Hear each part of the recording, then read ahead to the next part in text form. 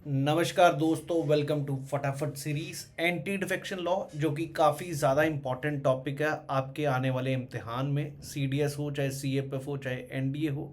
चलिए ज़रा डिस्कस कर लेते हैं इस टॉपिक को भी in a very extensive manner, so that we can understand what is basically anti defection law.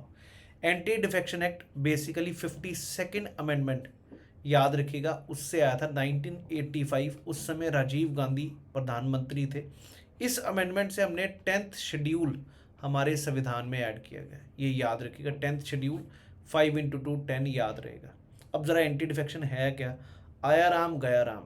अगर कोई बंदा, एक कैंडिडेट जो कि इलेक्ट हुआ किसी पार्टी से, कांग्रेस से, लेट्स सपोज, 5 साल जब वो लोकसभा का मेंबर बना, और वो बीच में ही, जैसे ही वो इलेक्ट हो गया, दूसरी तरफ दूसरी पार्टी में ज्वाइन करने चला गया।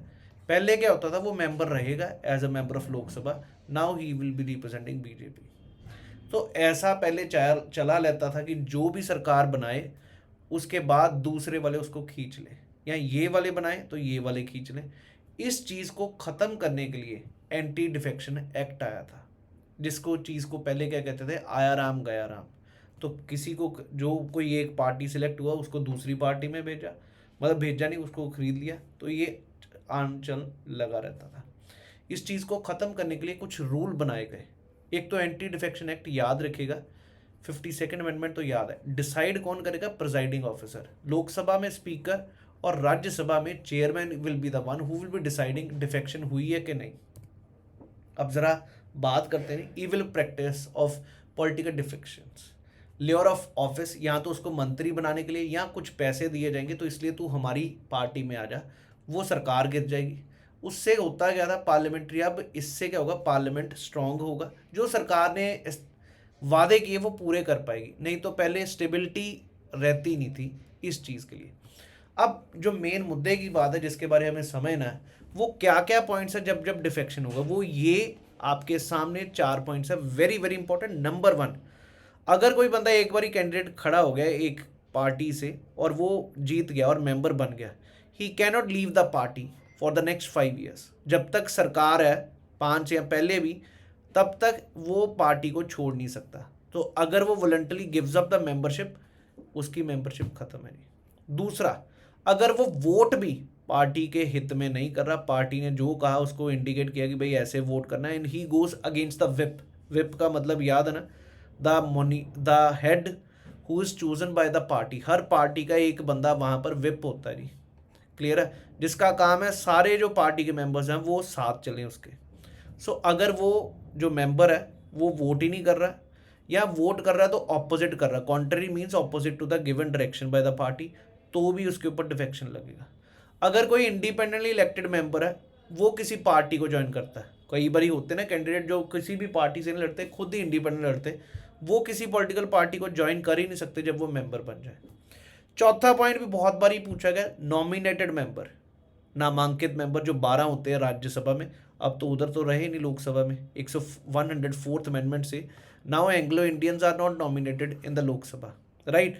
तो जो 12 मेंबर नॉमिनेट होते हैं वो तो किसी इलेक्शन से नहीं आ रहे, वो भी अगर किसी पार्टी को ज्वाइन करते हैं 6 महीने बाद, जब वो मेंबर बन रहे 6 महीने के अंदर अंदर अगर वो किसी पार्टी को ज्वाइन कर ले, तो डिफेक्शन नहीं लगेगा। But if they join the political party after the expiry of 6 months, then defection will be there. I hope ये चारों पॉइंट्स आपके पूरा दिमाग में बैठ गए। और डिसाइड कौन करेगा डिस्क्वालिफिकेशन, राज्यसभा में चेयरमैन और स्पीकर करेगा लोकसभा में।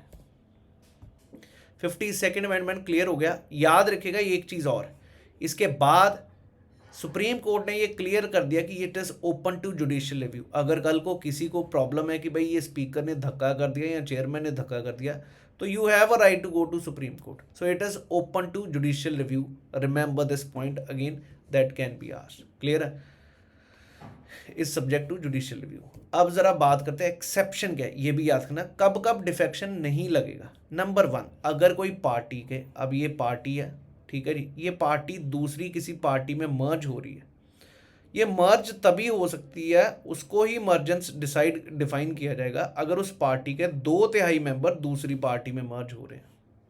क्लियर है जी। एक्सेप्शन के फिर डिफेक्शन क्यों नहीं लगेगा, जो 1/3 है उनकी मर्जी है किधर भी ज्वाइन करें, then that won't be defection. If a member goes out of his party as a result of merger of the party with another, and merger means when 2/3 of the members are joining the party, तो उस चीज़ को merger कहा जाता है। तो तब वो party के मेंबर जो 1/3 हैं, जो किसी उसमें मर्ज नहीं होना चाहते, वो किसी भी पार्टी में जाके जुड़ जाएं, उनके ऊपर डिफेक्शन लगे। दूसरा पॉइंट बहुत सिंपल है जी, स्पीकर जो कि प्रिजाइडिंग ऑफिसर है, और यहाँ chairman, normally presiding officer, speaker, chairman के बारे नहीं, तो वो जब वो बनेगा स्पीकर तो उसको मेंबरशिप छोड़नी पड़ती है, तो उसके ऊपर डिफेक्शन नहीं लगेगा। क्लियर जी। After being elected as a presiding officer of the house voluntarily gives up the membership of his party, he joins it after he ceases to hold the office, so वो defection नहीं गिना जाएगा। आशा है कि सभी को clear हो गया। सामने आपके क्वेश्चन है, member of Lok Sabha does not become disqualified to continue as a member of Lok Sabha if he voluntarily gives up the membership, तो वो पक्का डिस्क्वालिफाइड है। If he is expelled from the political party from which he had been elected to the house, joins a political party after being elected as an independent category, ये भी defection लगेगा जी। और abstains from voting, तो बिल्कुल answer B. ये तो अभी आपने पढ़े, डिफेक्शन के ही 3 पॉइंट्स दिए हैं। तो if he is expelled from the political party then it won't be defection. Next, question pertaining to disqualification of a member of Lok Sabha on ground of defection is decided by speaker. Very simple question. 10th schedule relates to what, anti defection act. ये मैं ये दिखाना चाह रहा हूँ, previous year questions में भी आपके पूछे गए, किस अमेंडमेंट से स्पीकर और चेयरमैन की पावर्स बढ़ी हैं।